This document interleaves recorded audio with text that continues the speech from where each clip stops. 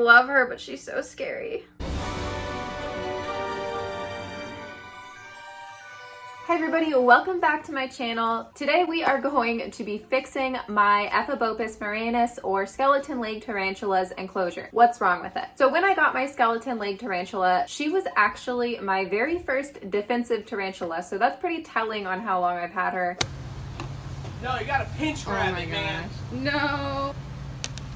Instant defense. Oh my gosh. It's definitely been over 2 years and my care has changed quite a lot in about the past 2 years, and I just want something like fresh for her. So I wanted to go ahead and give her a new enclosure. There's nothing wrong with leaving her in there, like she's not suffering or anything. It's fine, but I do want to change out the substrate because originally I believe I put cocoa fiber in there, which surprisingly hasn't molded for me yet. Also, I put her in a critter keeper, and those are a lot more difficult to keep some humidity in compared to other options I now have. I also gave her a pot when I put her in that enclosure, and she has like plenty of substrate to dig and do whatever she wants, but she's always just chosen to stay in the pot and web it up. So I kind of feel like what would happen if I took the pot away and a new enclosure, if she would just web up or if she would actually burrow, because of course if she made her hide in the pot, she can't really burrow down, which could just be her preference, but we can certainly find out. Yeah, there's just a lot I want to change, so let's just get right into it.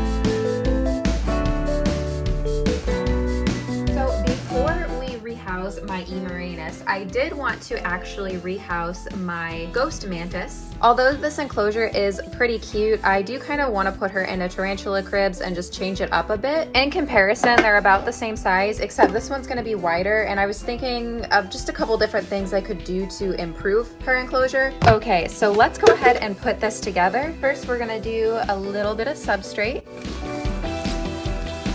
All right, that should be pretty good. Next, I thought we would go ahead and include this plant right up here. I think that'll be pretty good. Next, I'm also going to do this fake plant just to give it more room to climb. Since it can't walk along the sides of this enclosure, it'll just help increase like where it can actually explore and stuff like that. Give them something to grip to. Now this side is pretty cluttered, which is good because it'll have like lots of room to roam around, but this side I'm gonna keep kind of bare. I'm gonna take just this one stick that I had back in the old enclosure. Also, I'm going to take this piece of cork on the bottom, just set it down like that. And then I have the actual mantis. She looks so cool. I know my hands are a little bit shaky, but she's actually really small and it's hard to handhold the camera and her and talk, but yeah, check that out. So pretty.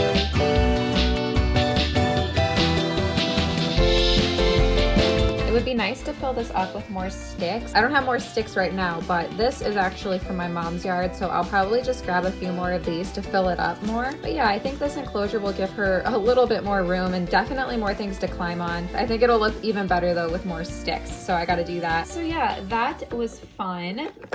Okay, so moving on to my emarinas.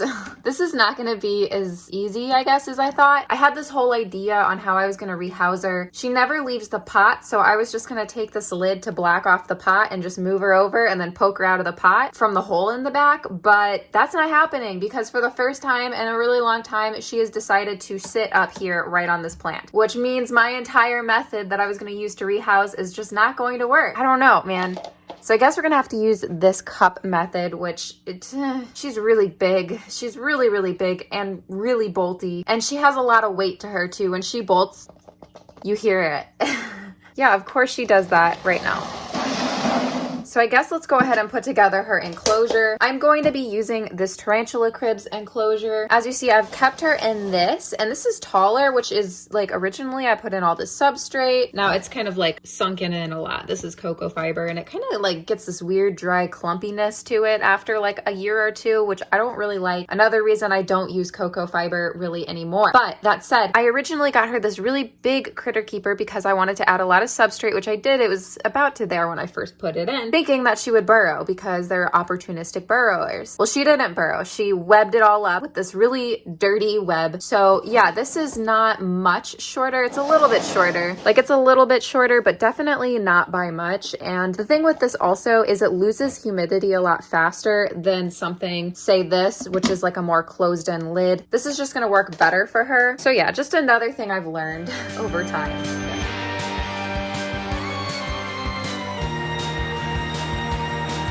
And we're gonna give her a lattice substrate because I do want to see if she will burrow. Pack it down.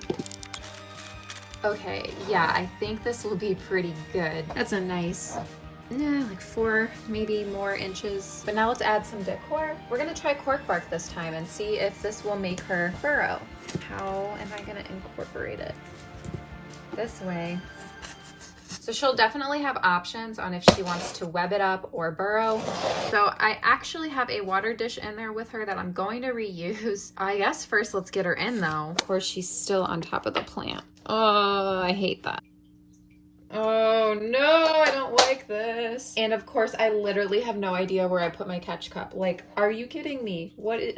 I put it in the Reptiles soil bag. Okay, I wish I could just poke her into her little pot. I'm gonna try. She's like attached to this plant. Oh my god. Oh god. And this is gonna be so difficult to do with this plant that she's on. Oh no. Oh no. Of course she's gonna try to burrow. No, dude. No. Oh no, she got away. This is lame. She just won't move. Like no matter how much I poke her, she won't move. She's like in the most awkward spot too. My next option is to just start pulling things out of her enclosure to make it easier for me to get her.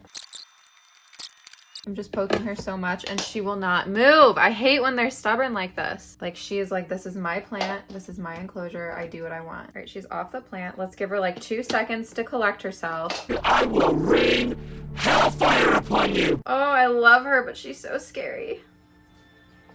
Okay.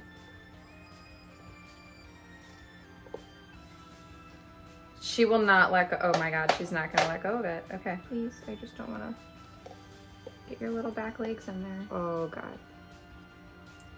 Oh my god.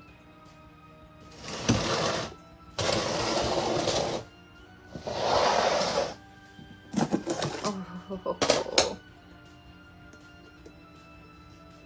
What I have going for me right now is that there is a window right in front of me, like right that way. It is like insanely freaking cold here. Like it snowed a lot and it's been icing. This cold air is kind of coming in, like not a lot, but yeah, it's a little chilly by the window. I feel like it's really slowed her down.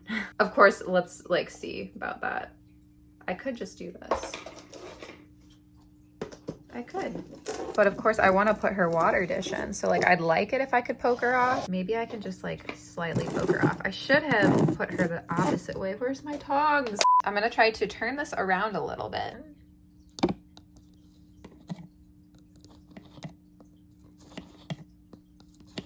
Watch. She's like, I'm not going to move. Like she does not care at all.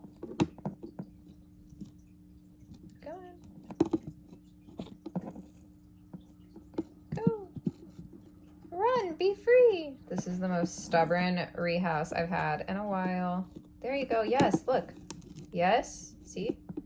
Ground. Let's see. Yep, get down. Oh my gosh, come in. Get down. Yeah, see? Yeah. Yeah, there you go. Oh my god, why are you being so good today? I am suspicious. Is it the cold window? I really feel like it might be the cold window. Okay, let's dig this water dish out.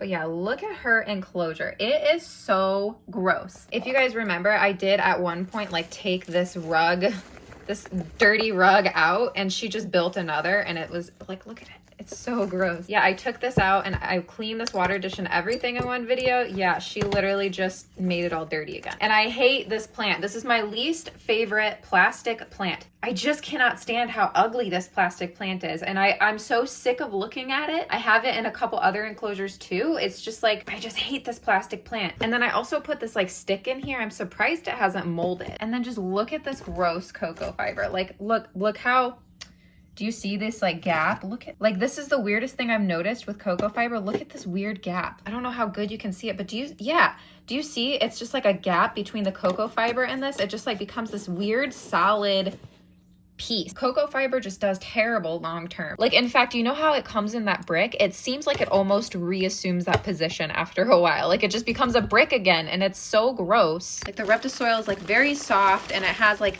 different textures, sticks, and just a ton of, it's just so much better than straight up cocoa fiber. I definitely 0 out of 10 recommend. But let's wash this dish off. And I think I'm just gonna throw this whole enclosure away. Like, I'm not even gonna bother. I'm so glad we rehoused her. She definitely deserves better. Even if she doesn't realize it's disgusting and did it herself, it's just not. I'm throwing this whole thing away. All right, girl. I'm just gonna give her water dish, and then I'm just gonna leave her alone. Can I just poke you a little bit more so I don't drop this water dish on you?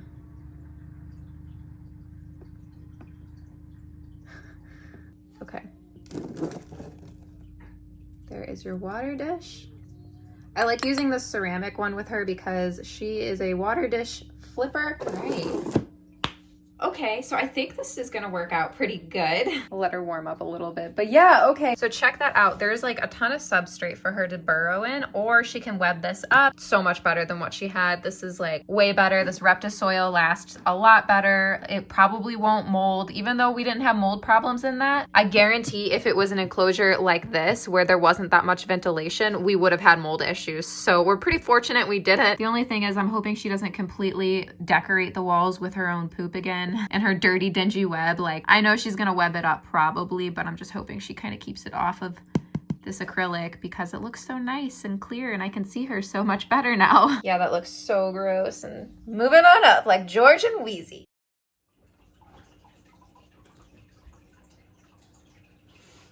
Thank you guys so much for watching. I hope you enjoyed. Like this video if you did, subscribe if you're not, and you want to be. Don't forget I have an Instagram that is probably way too much. It's at Tarantula.kat. You can go follow me there. I also have a Patreon podcast and a Teespring. It is all linked down below. And let's get into the Patreon pet picks.